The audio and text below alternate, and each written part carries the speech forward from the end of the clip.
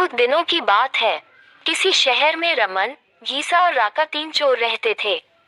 तीनों को थोड़ा थोड़ा विद्या का ज्ञान था।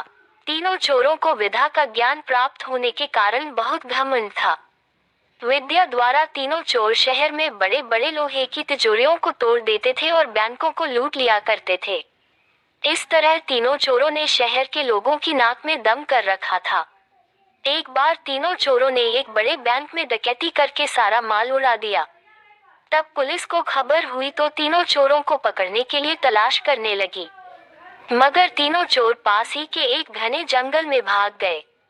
तीनों चोरों ने देखा कि जंगल में बहुत सी हड्डियां बिखरी पड़ी हैं। रमन ने अनुमान लगाकर कहा, ये तो किसी शेर की हड्डियां हैं।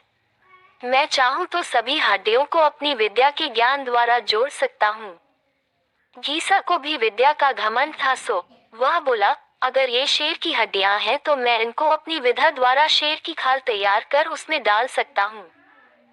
रमन और गीसा की बात सुनकर राका का भी घमंड उमड़ पड़ा और उसने कहा, तुम दोनों इतना काम कर सकते हो तो मैं भी अपनी विद्या द्वारा इसमें प्राण डाल सकता हूँ। तीनों चोर अपनी विद्या का प्रयोग करने लगे। कुछ देर बाद रमन ने सारी हड्डियों को जोड़ दिया और गीसा ने शेर की हुबहू जान डाल दी। थोड़ी देर में तीनों चोर सामने एक जीवित भयानक शेर को देखकर थर थर कांपने लगे। मगर शेर के पेट में तो एक दाना नहीं था। वह भूख के मारे गरजता हुआ तीनों चोरों पर हमला कर बैठा और मारकर खा गया। शेर मस्त होकर घने जंगल की ओर चल दिया। कहानी से शिक्षा दोस्तों, इस कहानी से हमें यही शिक्षा मिलती है कि कभी घमंड नहीं करना चाहिए।